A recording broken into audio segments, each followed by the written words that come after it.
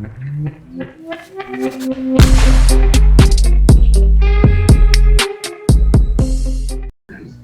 New England Patriots, things are going pretty freaking well for these Patriots right now. They look like, suddenly they look like Super Bowl City again. I don't know. I don't know what to make of it. I mean, I think Paul is perturbed by this.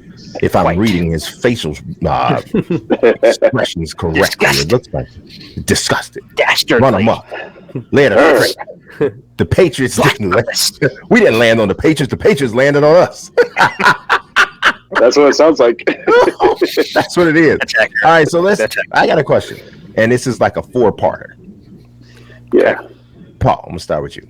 Name a current Patriots player who fits the following four descriptions. Okay. Number one big fat nasty bust. I added the fat and nasty part. Yeah, because it's not really good. I just let's start here. And I feel like this is the low-hanging fruit, but how can I not? Especially as a Jets fan, when we're starting here, where I can sink my. We already know where you're going, so you might as well just give it to him. Mr. N'Keal Harry is who I would like to go after, and it's okay. I must say this because I feel like this is the only time I'm going to get a chance to say this during this show. Bill Belichick, the GM, should have been fired 10 years ago, 20 years ago. Okay, he should have been fired. That's some smelly stuff. He was saved by the head coach, Bill Belichick. Luckily, they're the same person, so they helped each other out. But the GM, Bill Belichick, should have been fired a decade ago because he's god-awful at some of the key things that need to be done, like drafting. Here, let's go through a history lesson. I love revisionist history. Let's go back to that draft, okay? N'Keal Harry. He's the guy. Let's just take a gander at the old list here. Let's just get this doohickey out here. Let me just take a gander, if I may. Some of the receivers Bill Belichick passed on in no particular order. Deebo Samuel. Oh, he seems pretty good. Seems like a Patriots kind of guy, but no big deal. Let's pass on him. I'm sure he's going to be trash. DK Metcalf. Looks pretty good. Let's go to A.J. Brown. Is that how you pronounce that name? Maybe I'm unclear. Bill Belichick. Maybe you can fill us in on him later. Deontay Johnson. Oh, with Pittsburgh? Solid guy. Pretty good. Scary Terry McLaurin. Oh, my God. How long is this list? Let's keep going, I guess. Hunter Renfrow? He's a lot more usable than N'Keal Harry. Could have been not made to be a Patriot. Darius Slayton? I mean, look at these names, man. Deebo, Deontay, Terry, Hunter, Darius Slayton, DK Metcalf, and you chose N'Keal Harry. I rest my case. Again, Bill Belichick, trash GM. Trash. And you want to know what's a travesty? Is this trash GM is going to go into the Hall of Fame. Pathetic. Disgusting. Unbelievable. Let's party. I mean, I really, it's very different. I mean, I don't know. You might be being a little harsh saying fired 10 years ago. I get it, but there's definitely been some questionable things that have happened, specifically at the wide receiver. And it's hard for me to argue with that, but I'm not going to go into it too much because I got, my own little list there. But let's, number two, elite in his role. So what player, or I mean, it actually doesn't even have to be a player, but someone who is elite in their role. We clearly know it's not Bill Belichick, the GM, in your eyes. No, definitely not. He did not crack the list. It was tough, but he didn't make it. But I'll stay in that wide receiver room.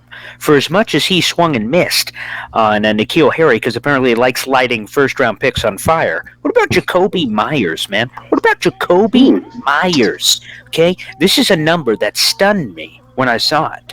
54 receptions leads the team. 522 receiving yards, second on the team. Not a ton of touchdowns, one touchdown, as a matter of fact. So that's kind of weird, but that kind of speaks to the role that receivers are supposed to be divas. They're supposed to be give me the ball as much as possible, yet Jacoby Myers like, you know what? Throw me a touchdown, don't throw me a touchdown. It's cool. You know what? He's just that kind of selfless leader for this New England team. And you saw even when he got that lone touchdown this year, the sideline erupts. I know they're supposed to be Bill Belichick soldiers. We show no emotion. We're robots. But in that moment, for just a moment, Bill Belichick looked at him and said, He probably muttered this. All right, go ahead, do it. And then everyone Jack just went, Nicholson voice. That's a Jack Nicholson voice. it was like a Remember the Titans high school family reunion. Like, oh, he scored a touchdown. It's like a high school thing. Game ball, man. Look at Jacoby Myers. It's cool because they ended up winning the game that happened against the LA Chargers. So what about a guy who's elite in his role? He won't be elite to any NFL. He's not getting a Pro Bowl. Sorry, Jacoby, to rain on that parade. No hashtag Pro Bowl vote. But you know what? Jacoby Myers is a guy who is absolutely, without a shadow of a doubt, elite in his role. It's a quasi, microcosm of a Bill Belichick guy right there. Yeah, the touchdown was pretty crazy, pretty significant because Jacoby Myers has set a record for most receptions and most receiving yards in a career without a touchdown. So that was literally the first touchdown of his career.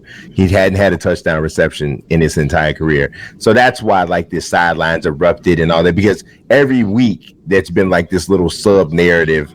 Is this the week Jacoby finally gets in the end zone? And he actually had one play that went in the end zone that ended up getting called back 2 or 3 weeks before that. So it was kind of crazy. But it was so crazy. Another bad thing about that was the DB for the Browns who tried to tackle him ended up getting taken off on a stretcher on the plate when he got the touchdown. Oh, geez. So it was like, this is weird. We can't celebrate anymore because there's a dude laying on the ground that's not moving. That's not cool. But he ended up moving his lower extremities and the sort of thing. So, but yeah. Massively overrated, Mr. Esden. Patriots. I'm so glad you asked me this question, Mr. Mazik. I know who. McCorkle Jones. Okay, let's just get this.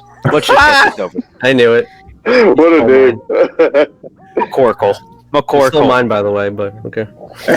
I just have to say, I don't see it. 70% completion percentage, Alabama. Okay, he gave the grandpa power walk at the draft. I knew at that very moment this no name, no sass, no sizzle, just basic man, a guy that he is not impressive. If my girlfriend said, "Hey, this guy slid into my DMs," I'm like, "It's fine. I don't care. No fear, no threat." That's would have been my reaction to this guy. And here's the thing: send it over the top. Thursday night football, Patriots Falcons. Okay, we're watching the game, and good old Troy Aikman, 3-time Super Bowl champion, Dallas Cowboys, right? Super Hank. Okay, Matt Jones throws a pass out of the back of the end zone, and he's like, "Great throw, what a great decision." And I'm like, what in God's green earth is he talking about? And then Troy Aikman utters this statement. I had to pinch myself, I had to slap myself to make sure that I heard it correctly. Wow, I know Bill Belichick ain't retiring because he's got his quarterback for the next 15 to 18 years. 15 to 18 years, let's just play the math out, okay? In 18 years, Mac Jones would be 41. Oh, so everyone's just doing the Brady. And Bill Belichick would be checks notes 87. Can we just, I don't know, take a chill pill, maybe? Maybe relax a little bit on all this Mac Jones goddamn nonsense? Oh. I mean, I don't even know what I'm eating for breakfast tomorrow, yet Troy Aikman has just suddenly bestowed Mac Jones is going to be here in 18 years? I mean, can he finish the rookie season, perhaps? Maybe? I mean, I'm all for, grandeur and kind of going crazy. But this Mac Jones stuff makes me want to initiate the gag reflex. I was driving on the street earlier today, and I looked over a cliff and went, and then I didn't. I kept driving. But I thought about it when I heard Mac Jones on the radio talking, wow, what a great play. He is disgusting. He stinks. There's nothing interesting about it whatsoever. You know those commercials where it's like, stay thirsty, my friends? Here's the most interesting guy in the world. Here's the most uninteresting guy in the world. If they want to make a commercial for it, Mac Jones is the guy. He is the guy that I would pinpoint. I reach out to his agent right now and book that tomorrow.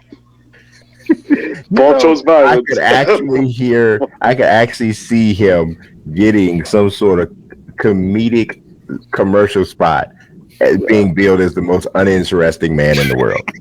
I could see it, and he'd make tons of money off of it. And it would make him a star. It would actually make him a star. All right, last one. Who needs more snaps on the Patriots roster? This is a funny one, and I looked at a lot of different things for this, but I have to go with a guy that I loved when it was a love-hate. I love when they signed him because I loved the player, and I loved the potential, but I hated that he went to the Patriots because we all hate the Patriots. Really? We do? Jonnu Smith. Jonnu Smith. Okay. What? I get there's some injuries, but there's been plays, and I'm watching these Patriot games in full bore, and while you'll see a cool jet sweep to the tight end, I'm like, wow, creative, great. And then they never go back to Jonnu Smith. I don't know if he pissed in someone's Cheerios. I'm not sure what he did. Yeah, that'd be bad. That might hurt your playing time. That would be frowned upon, I would imagine. Yes. I just don't understand. Jonnu Smith is this athletic freak. They threw a lot of money at him to get him from the Tennessee Titans. He has all the tools. I thought, again, I know this is hyperbolic, to have Aaron Hernandez, Gronkowski on the field, that kind of dynamicism, to have those two guys that I thought could be special, but it's been anything but. Hunter Henry's been a touchdown freak. That's cool. But Jonnu Smith has been super underwhelming. He needs more stats. He needs more opportunities. That's how talented this guy is. His ceiling is absolutely through the roof, as Michael Jordan says. Yeah, well, I in some ways I agree. I do believe that he had some bad case of the dropsies early, and I think that kind of made them kind of lean towards Hunter Henry, and he also has struggled to stay healthy. Yeah. So if you look at their snap counts, Jonnu is playing mostly rundowns, and Hunter is on the field most pass downs, but they're not doing double tight ends as much as I thought they would. So that one's kind of weird. All right, Ryan, one big bust. Yeah, I think Paul stole two of mine. So yeah, and I'm sure it's fine. Don't change your answers. It is all good because one of them, same player, but for a different category. And you just mentioned Jonnu Smith. My biggest bust has to be Jonnu Smith because I felt like N'Keal Harry. That was kind of like we already knew that. Mm-hmm. I'm not trying to hurt you, Paul, but that it's kind of felt like that was a little too easy. He said it was low hanging fruit. Yeah, it's low-hanging fruit a little bit. With Jonnu Smith, the first year in New England, yes, he had the shoulder injury, but like you said, he had dropsies early on. And, man, when I saw him in Tennessee, his ability speaks for itself. I mean, after the catch, in the red zone. And Jonnu Smith, as of right now, this guy really hasn't been putting it together. And guess what? This guy makes, $12 million a year to play as a New England Patriot. That has to be a big bust. I know the Patriots are doing very well right now. They have a winning record. They get to play the Bills next. But let me tell you, Jonnu Smith, very big bust in my opinion. They should be using him more, not on rushing attempts. They should be using Jonnu Smith more. Coming out. There's sometimes plays with the Tennessee Titans. Last year with Arthur Smith where he would run the football. Yeah, he had like a 57-yard run with the Titans last year. And they have used him I think he has like 4 rushes, but not as much as you would. Yeah, we're already halfway through the year. I think if the Patriots catch teams off guard, they should be using Jonnu Smith the next couple weeks. And I got to say, I'm a tight end whisperer because I wrote an article right before the Cardinals game against the Seahawks, telling everyone Zach Ertz is primed for a breakout. And what did he do? 8 catches for 88 yards, including 2 touchdowns. So I think Jonnu Smith, this is the time for him to get going. So I think that's fantasy football advice for anybody who has Jonnu and they were thinking about it. All right, elite in his role, Ryan. Yeah, I would go with J.C. Jackson. This is J.C. Jackson. Give it. Is elite. He's a magnet when it comes to coverage. 3.13 passer rating when targeted in the last 4 games. I can't really say too much about him. You saw him against the Falcons. You've seen him the last couple games. J.C. Jackson is a complete magnet on the field. The guy, he's pretty much a steal. And, you give up Stephen Gilmore. You send him to the Carolina Panthers. You're like, okay, maybe they should have kept him. Maybe they shouldn't. You see Gilmore, catch a couple, interceptions, with Carolina. But J.C. Jackson, he's filling in, and that's what the Patriots do. They just subtract, and then they add. They subtract with Chandler Jones, and then they add with a phenomenal pass rush, getting Matthew Judon, this offseason. So this is the Patriots way. You're looking at it with J.C. Jackson. Yeah, he is so good. I just got to jump in to say he is so good at intercepting passes when he faces the Jets or Sam Darnold. He is elite. He should go in the Hall of Fame just for that. Yeah, he just alone from just hurting. Way to pad the stats, pal. Hurting young Jets quarterbacks. He abuses them, and I think they're looking for him for that. Massively overrated. Paul took it. That was the other one. I mean, that was the only one I pretty much have for the Patriots. I can't lie to you and give you another player because the Patriots have done well. They've done extremely well. I mean, there's no other guy I can really put in this category. And I'm not saying Mac Jones has been playing terrible. He hasn't. I mean, I'd be lying too if I were to say that. But Mac Jones, I mean, they're being very passive with Jones in a correct way, by the way. I mean, using Josh McDaniels, getting him, open receivers, on every drive. I mean, he's not throwing down the field as much, compared to other quarterbacks.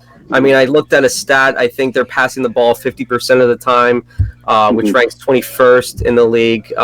He hasn't really been digging and dunking all the time. You will see occasional, downfield throws. Yeah. And he's accurate. I mean, he is just completely accurate. He's the best rookie quarterback by far in the 2021 draft class. But the numbers suggest, the Patriots really aren't asking Jones to do a whole lot. And what you get is a lot of pundits, say Mac Jones is like top 5 or, he's like the offensive player of the year.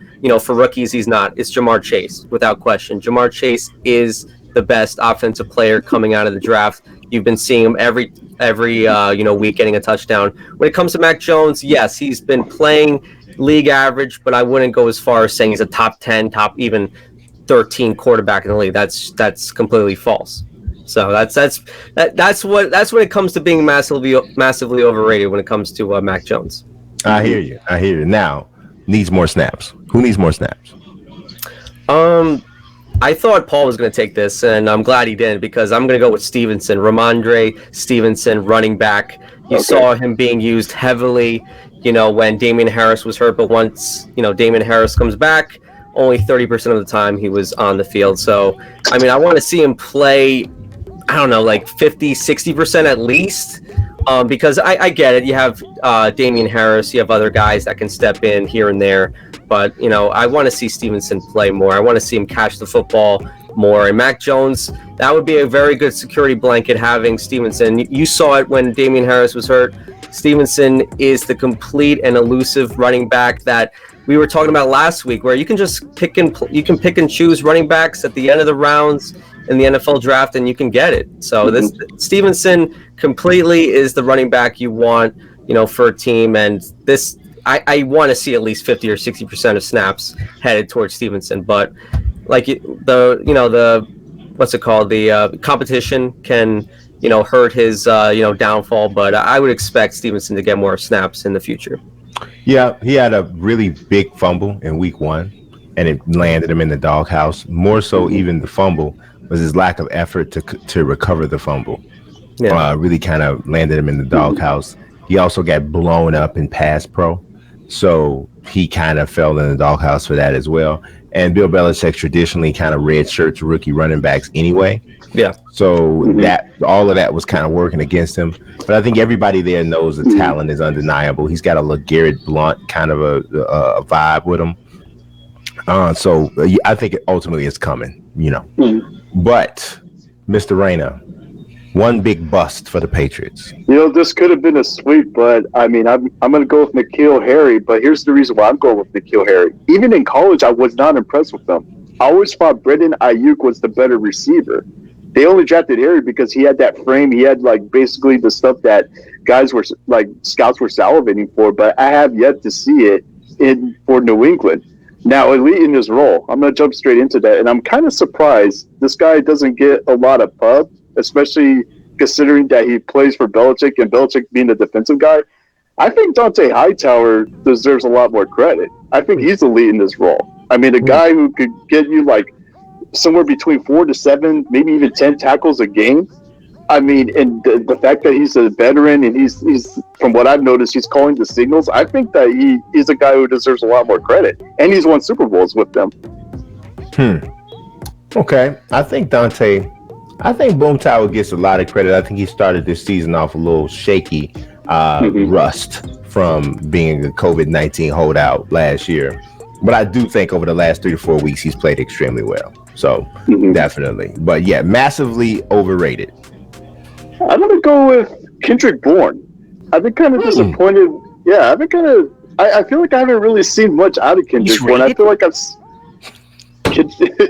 haven't seen much out of him. He's just rated anything? That's my question. Yeah, I don't know if anybody considers him to be high rated, but all right, go flow with it. Yeah. I feel like everything he does is a plus. Anytime he makes a play, it's like a plus. But he is pretty good with the ball after the catch. He has the longest touchdown play of the year for the Patriots this year. That 75-yard touchdown against the Dallas Cowboys. He's kind of a leader, but I hear you. You think he's? But go ahead, Raina. Tell us about Kamara. Yeah. So now needs more snaps though. Needs more snaps is Jonnu Smith. I'm definitely with you on that one, Paul. Like, I mean, you would think like in an offense like the Patriots that has like used tight ends excessively in the past, you would think he would get more snaps, more touches. I feel like he could be extremely beneficial, especially when they make that playoff push. Yeah, no, I can definitely see that. All right, so I got to get mine. One big bust. We got to go 3 out of 4 with this. It is N'Keal Harry. You don't draft a guy in the first round to be a crack blocker, which is what he has. That is the role he's playing currently for the team. Nails it. He essentially, I think he has 8 catches for the year. His biggest completion or his biggest reception for the year was in the 54-13 blowout against the Jets when Belichick was running the score up and Brian Hoyer was the quarterback. So this is year over year, different quarterbacks. His rookie year, Tom Brady was the tough love was too much for him, and that supposedly hurt his development. The following year, he stayed hurt and couldn't help Cam have more weapons. And I'm gonna be honest. I'm gonna tell people this. I think that N'Keal Harry's lack of development is arguably the biggest reason that the Patriots fell back overall. Because I'm going to tell you, if N'Keal Harry is a better wide receiver, it is much more difficult for Tom Brady to leave New England and go to Tampa Bay. One of the reasons he left is because they were devoid of passing weapons. But they weren't supposed to be devoid of passing weapons because they had just drafted a supposed number 1 wide receiver in the first round, which is N'Keal Harry. So when he doesn't develop and Tom Brady looks at the cupboard that is now, by his vision, bare and underdeveloped, the biggest reason why, the most glaring reason why it looks that way is because N'Keal Harry is not who you thought he was. And that has turned into a slippery slope, a snowball effect where the overall passing game has declined. And it's part of the reason Cam Newton had hardly no weapons last year, because you got this guy on your roster who's supposed to be elite or at least approaching that, and he's not. So, Brian, if I'm picking up what you're putting down, yes, you're saying if the New England Patriots would have drafted Deebo Samuel, Deontay Johnson, Terry McLaurin, Hunter Renfrow, DK Metcalf, AJ Brown, or any of those guys, that Tom Brady would have stayed in New England and thus perhaps would have won them another Super Bowl. It seems like another feather in the fire Bill Belichick GM cap, if you ask me. I mean, I definitely think I really feel like ultimately, if you wanted to grade his misses, when you look at what all came from misfiring on the N'Keal Harry pick, I don't know that there's another miss in his tenure from a general manager standpoint that was more costly, because you can make the argument that it cost you Tom Brady. I will say this too. It has nothing to do with drafting. It has to do with trading. Trading for Mohamed Sanu for a second round pick in exchange for a second round pick. I know that was what the draft was first. I mean, Sanu was second, and that was pretty much another reason why Brady's looking at his draft capital and saying, "Do we have a second round pick next year? Oh, we don't. Oh, man, that stinks." Now, you know what? I hear you, and I do think that is something that's a miss that's noteworthy and worth mentioning. But from what I've gathered from players, they don't care much about what draft assets a team has. because players look at draft assets like, I don't know who that kid is.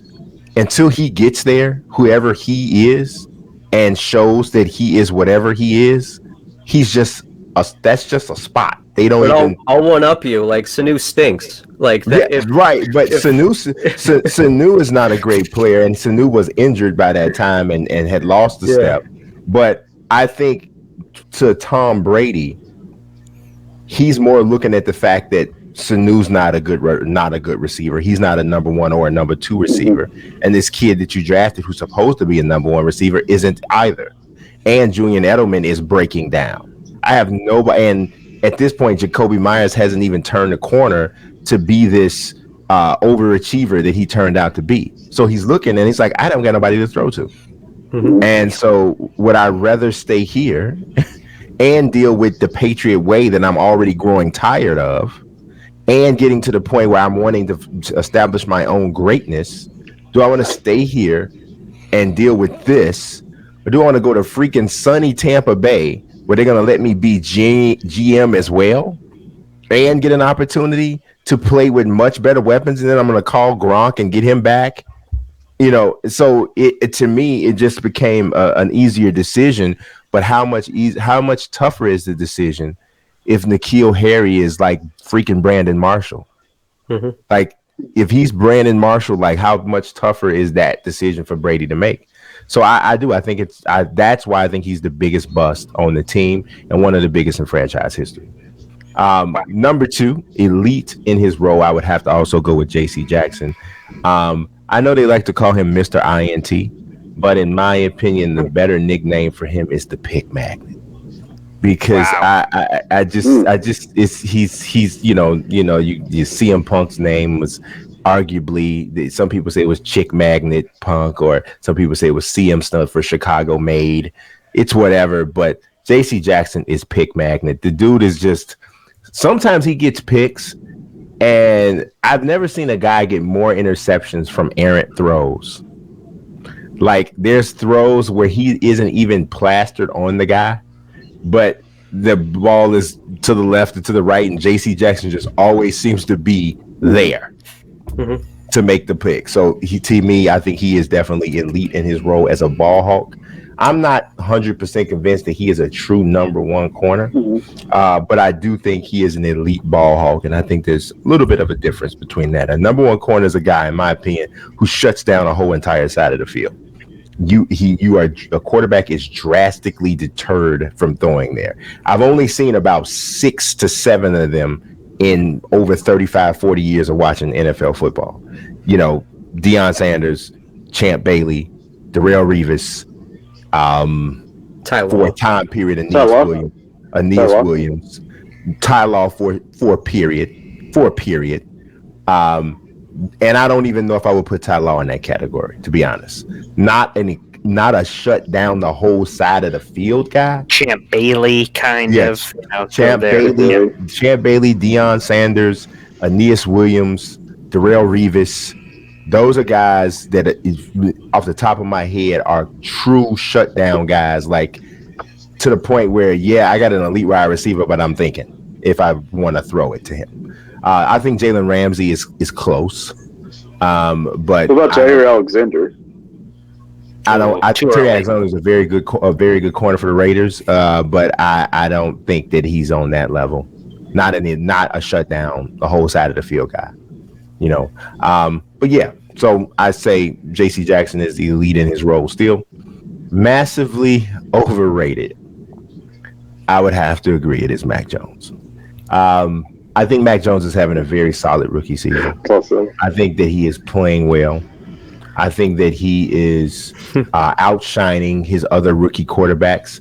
But I also believe that if you put some of the other rookie quarterbacks in a system and situation that perfectly fits them and is set up for them to succeed the way his is, I think you would be seeing those guys have, if Justin Fields was playing in an offense that was catered to what he does best and not seemingly catered to everything he doesn't do well, I think he'd be having a much better season.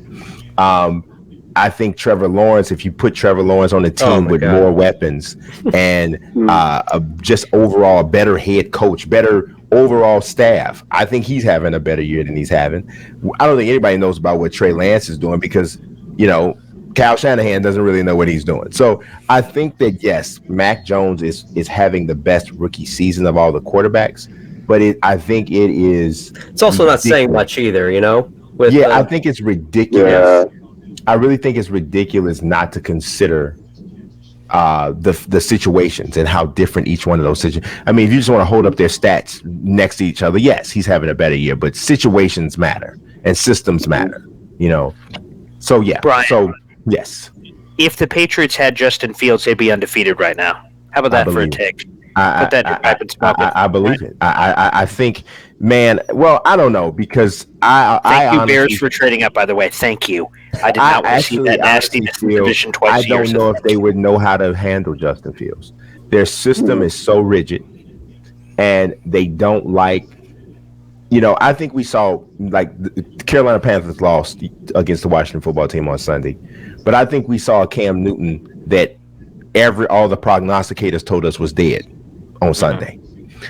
He looked 50 times better yesterday on Sunday than he looked ever with the Patriots, except for maybe that week 2 game they lost to the Seahawks in 2020 when he threw for almost 400 yards. Outside of that, he never looked that way because he never looked comfortable because Josh McDaniels wants you to fit in his system. He's not going to fit his system around you. Mac Jones already fit the system. So this is why he looks this way. And now you see Joe Brady, who I'm going to talk about a little bit later on, being smart and flexible enough to say, I got Cam Newton. We just got him Friday, but I'm going to fix this. We're going to run stuff that works for him. And to me, that's how you game plan. That's how you scheme for weapons. So, let me just ask one more question. Isn't it easy for Josh McDaniels to go, you know what, it's easy to fit Mac Jones in my offense because he's so limited. He has the mobility of a parked car, so I don't have to even think about moving him anywhere because he can't do it anyway. I don't have to schedule deep throws down the field because he's not capable, so it's super easy. Yeah, he's a puzzle piece fit. Wow, an average guy, that's what we need. Wow, Mac Jones, average. That's so great just to be able to plug that in. That must be real nice for the Patriots. They found the perfect bland block guy. I do honestly. I think that you're saying that, and I know you're like LBS laughing but serious.